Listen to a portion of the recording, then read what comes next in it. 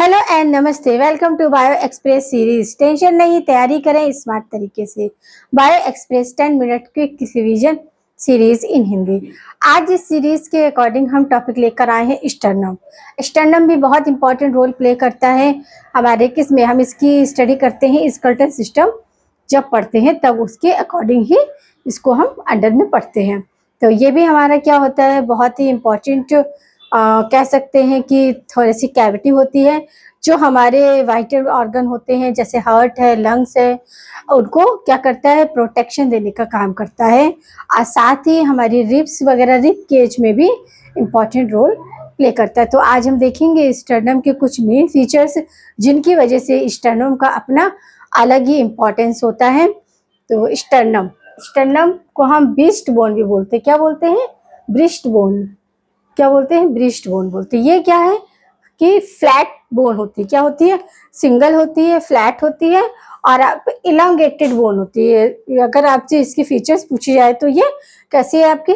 Flat है, single है और इलांगेटेड बोन है।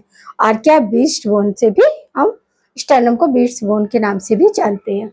लोकेशन देखो इसका क्या होता है, located at the centre of the thoracic cage या वेंट्रल साइड। क्या बोलेंगे? वेंट्रल साइड क्या होती है? प्रेजेंट होती है। कनेक्टिव, अब किससे कनेक्टेड रहती है? देखिए, connected to the ribs and clavicle या कॉलर बोन। कॉलर बोन है हमारी, इसी से क्या होती है, कनेक्ट रहती है, रिब्स और आपके क्लेविस यानी कि कॉलर बोन से।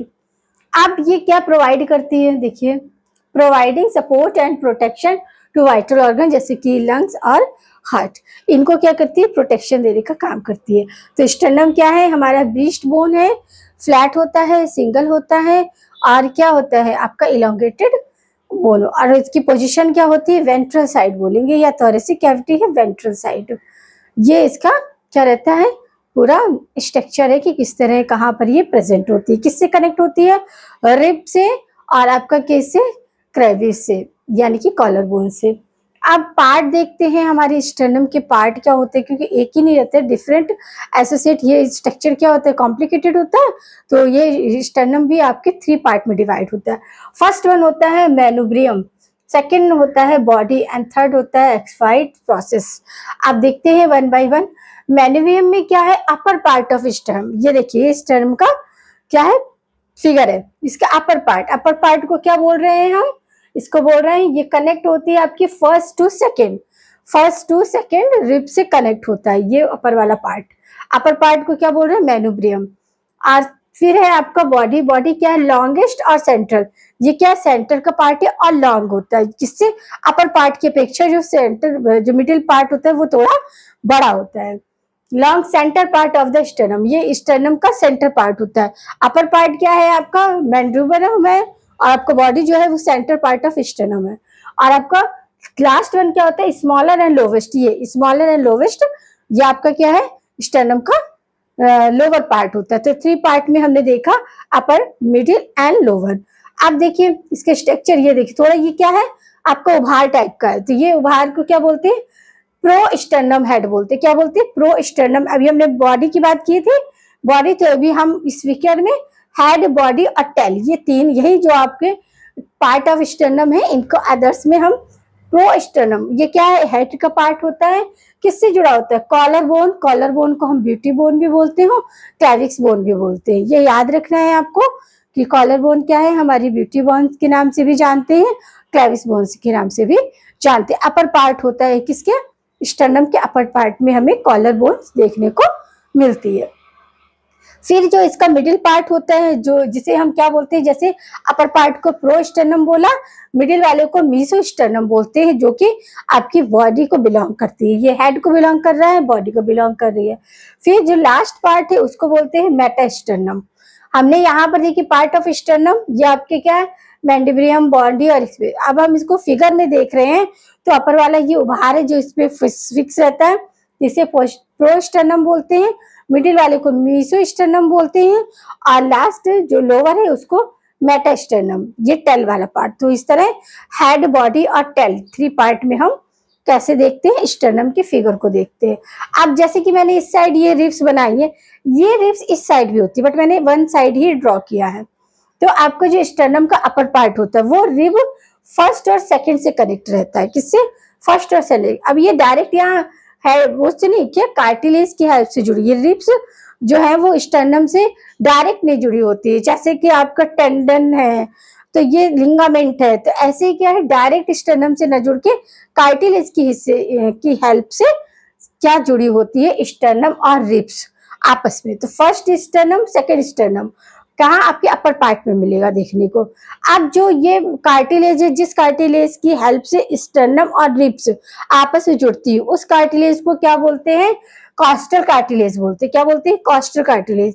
अब आपसे पूछा जाता है कि कार्टिलेज कितने तरीके के होते हैं, तो कार्टिलेज भी डिफरेंट टाइप्स होते हैं, तो उसके हम बाद में डिस्कस करेंगे, या फिर हमारा आप डिटेल लेक्चर देखोगे वहां पर आपको इसकी डिटेल इंफॉर्मेशन मिलेगी। तो अभी केवल हम ये देखेंगे कि जो रिब्स है वो स्टर्नम से डायरेक्ट न जुड़ के कार्टिलेज की हेल्प से जुड़ती है, जिसे हम कॉस्टल कार्टिलेज बोलते हैं। ये कॉस्टल कार्टिलेज क्या होता है? हाइलाइन कार्टिलेज, सबसे स्ट्रॉन्ग जो कार्टिलेज 3 टाइप के मोस्टली होते हैं, बट सबसे स्ट्रॉन्ग जो होता है वो हाइलाइन कार्टिलेज होता है। हाइलाइन कार्टिलेज के बने हुए कार्टिलेज कनेक्शन से ये क्या होता है? स्टर्नम और रिब्स जुड़े होते हैं। अब देखिए जो फर्स्ट सेकंड थर्ड फोर्थ 5 यानी कि 7 तक तो ये क्या है इस रो में जुड़े हुए, ये ऐसे पीछे से आके आपका वेंट्रल साइड से आके क्या हो रहे हैं? अटैच हो रहे हैं। बट जो 8 9 10 होती है, 8 9 10 होती है वो सेवेंथ रिब में ही आपकी कार्टिलेज की हेल्प से जुड़ी होती है। क्वेश्चन आपसे पूछा जा सकता है कि 8 9 10 जो है वो स्टर्नम से कार्टिलेज की हेल्प से नहीं जुड़ी होती, वो किससे? आपकी सेवेंथ रिब से कार्टिलेज की हेल्प से क्या 8 9 एंड 10 रिब जुड़ी हुई होती है, पेयर में होती है। इस साइड भी यही है। और रही बात 10 और 11 की, हाँ 11 एंड 12 रिब जो होती है वो फ्लोटिंग होती है, यानी कि वो किसी से भी ना ही वेंट्रली जुड़ी होती है ना ही डॉर्सली, वो फ्री फ्लोटिंग रिब्स होती है जो कि फ्लोट करती रहती है। समझ लगा आपको कि रिब्स की पोजीशन क्या है? फर्स्ट और सेकंड अपर पार्ट में होती है, जिसे हम क्या बोलते हैं? प्रोस्टर्नम बोलते हैं। फिर सेकंड से 7 तक जो होती है वो मीसो स्टर्नम वाले पार्ट में आती है, और आपका 8 9 10 जो है वो आपकी किसमें आती है? मेटा स्टर्नम वाले पार्ट में आती है, जो कि आपकी 7th रिब से ही जुड़ी होती है, डायरेक्ट स्टर्नम से जुड़ी हुई नहीं होती। डायरेक्ट स्टर्नम से रिब्स नहीं जुड़ी रहती है, किसकी हेल्प से जुड़ी रहती है? कार्टिलेज की हेल्प से। और वो कार्टिलेज कौन सा होता है आपका? उसे कॉस्टल कार्टिलेज बोलते हैं। और कार्टिलेज के जब टाइप देखते हैं तो उसमें आपका हाइलाइन कार्टिलेज जो सबसे हार्ड होता है, स्ट्रॉन्ग टाइप का कार्टिलेज होता है, उसी कार्टिलेज से, कॉस्टल कार्टिलेज से ही आपकी रिब्स जो होती है वो स्टर्नम से अटैच होती है, डायरेक्टली अटैच नहीं होती है। तो ये रहा हमारा स्टर्नम का फिगर हो गया, इसके फीचर्स हमने बताया। अब देखते हैं इसमें कि इसका फंक्शन क्या होता है। तो सबसे फर्स्ट फंक्शन तो क्या होता है कि ये प्रोटेक्शन देता है। किसको प्रोटेक्शन देता है? हार्ट को, लंग्स को, और आपके मेजर ब्लड वेसल्स, इनको भी, क्योंकि ये हमारे लंग्स भी इसी में सिचुएटेड रहते हैं, तो मेजर ब्लड वेसल्स को भी प्रोटेक्ट करने का काम करता है। सेकेंड वन होता है सपोर्ट करता है।